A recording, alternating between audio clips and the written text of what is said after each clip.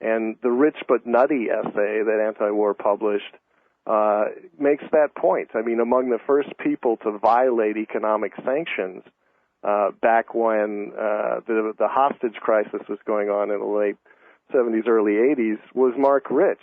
And this is a person who set up an oil trading operation in Switzerland, U.S. citizen, and made a deal with Ayatollah Khomeini to buy his oil and then resell it to other traders, breaking the U.S. Oil embargo against Iran. And that's how he became, the Fortune 500, 242nd richest American in 2006. And the other thing that sanctions do is they punish honest traders and reward corrupt traders. And we can see that corrupting influence, how it reached into the United States, because Mark Rich, as everybody knows, with the input of Eric Holder, was pardoned by Clinton and never faced any consequences for, grabbing the margins that everyone else was denied. The Pistachio case is the other case that we made in the essay, because really it kind of shows how even though the Israelis are ostensibly the beneficiaries of this huge effort to curb the Iranian drive for nuclear, whatever it is. It doesn't look like weapons at this point, but nuclear capabilities. They're quite willing to purchase large amounts of Iranian pistachios. They're one of the biggest exporters, violating their own Trading with the Enemies Act, and actually damaging U.S. growers who are less productive because they actually combat aflatoxin, which is the carcinogenic fungus growth, and can't compete on price. So you've got, the ostensible beneficiary is not likely to even help out on the sanctions. It's likely to be tremendously corrupting. There are likely to be more Mark Riches popping up all over the place selling gasoline to the Iranians, and the whole thing is kind of a joke. Well, now pistachio sounds kind of marginal, though. I mean, how many billions of dollars can that be a year? What about, real trading between Israel and Iran? Is there anything else? Here's the dangerous thing, because we get into this whole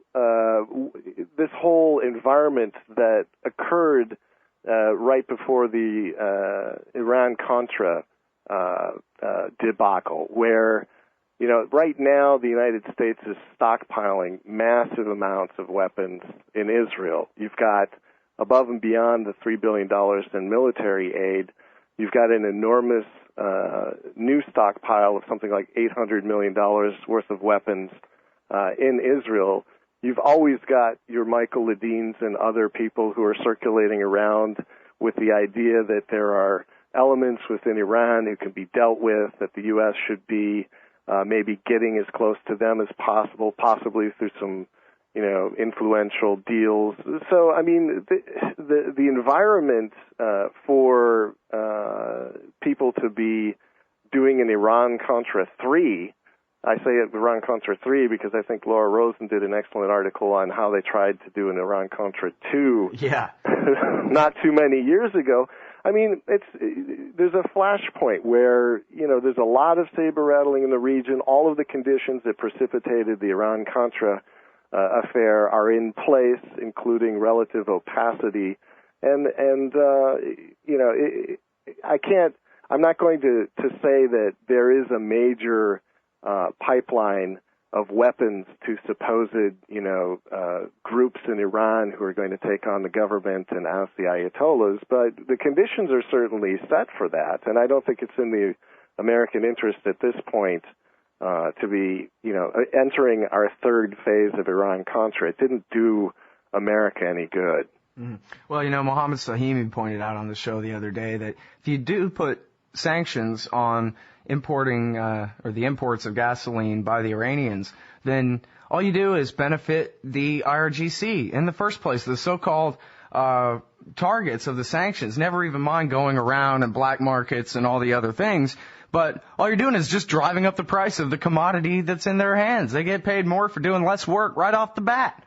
Well, that's true, but it also alienates most of our trading partners. I mean, the United States does a tremendous amount of trade with the Gulf, with regional powers. And as soon as you start running around and trying to play whack-a-mole and saying, hey, there's a motorboat departing from this port in UAE bound for Iran, I mean, that doesn't make people want to trade with you when you suddenly, again, try and stomp on and play whack-a-mole with the free market. Because, I mean, trade has been going on in that region for longer than this country's been in existence.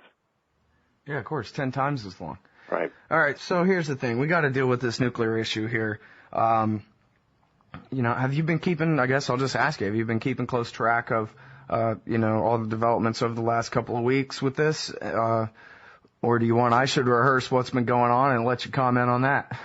Well, I mean, I think you've been providing most of the best content on that. So, I would only point out, if I can just stand on the soapbox and make one more observation before maybe you talk about the whole nuclear issue. I mean, it's somewhat ridiculous the way this whole thing is shaking out, because here we have Hillary Clinton in the region, in Doha, Qatar, and she's basically saying that this nemesis Iran is moving toward becoming, a dictatorship. And again, where is Clinton making this pronouncement? She's at a Brookings Institution-sponsored event, hyping this. And, basically, the Brookings Institution's entire Middle East policy was taken over by Haim Saban, who bought it for $13 million and named the center after himself. He's put, basically the DNC on the bankroll back when Clinton 1 was in place. He helped Hillary by trying to buy a couple of people to throw their votes, to her as a super delegate. And so, all of the Qataris and Saudis at this event are looking at this and saying, okay, you're here, you're talking about military dictatorship, you've got the Fifth Fleet behind you, and you're telling us, that this government's been subverted. And basically, the only reason you're here is because the interests of a foreign lobby have put you here. And and wait, what's the name of the Emir of Qatar again? Oh, I don't know if I can pronounce it, but... Yeah, well, none of us can. I mean, that's the joke. No, I guess it's this guy Al-Thani. Wait, Khalifa Al-Thani, is that the same guy from the Terror Sheik, the article about Rudy Giuliani and his buddy over there? Al-Thani, yeah. Yeah, Al-Thani. So these guys, she's there to talk about dictatorship. Right. From her perch in Qatar there. Right, on Qatar, where we base the Fifth Fleet. So she's worried about the militarization of Iran and doing it from a very interesting perch.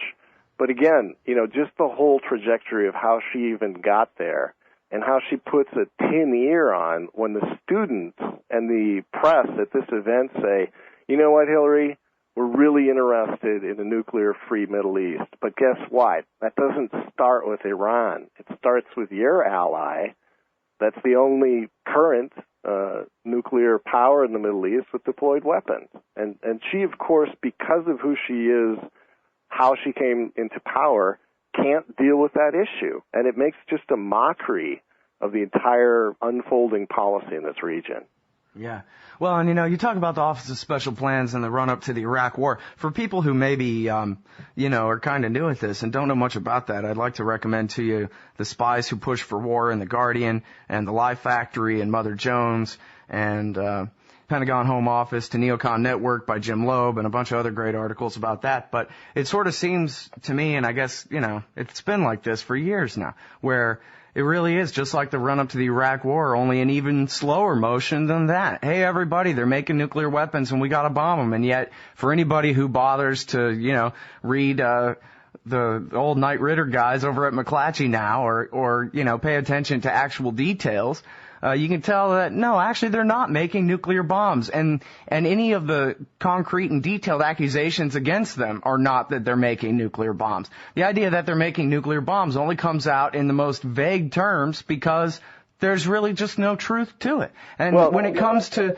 heightening their enrichment up to 20%, we pushed them to do that. They were trying. They were doing everything they could to say, look, we don't even want to reconfigure our centrifuges because you'll shoot us. So just let us enrich to 3.5% and we'll let you do the rest. And we still wouldn't take them up on that. Right. Well, you've done a lot in debunking just how a lot of these offers were, offers that could not be accepted, like the uranium swaps. You know, anyone who looks at kind of the mainstream corporate spin on this and then looks at the anti-war and your work, they know, you know, there's a lot of double talk going on and a lot of offers that must be refused going on. But, you know, what people should be asking above and beyond, you know, why so much back and forth on a non-issue, and I do agree there doesn't seem to be any evidence whatsoever the Iranians are pursuing weapons, although we seem to be giving them every reason to do so.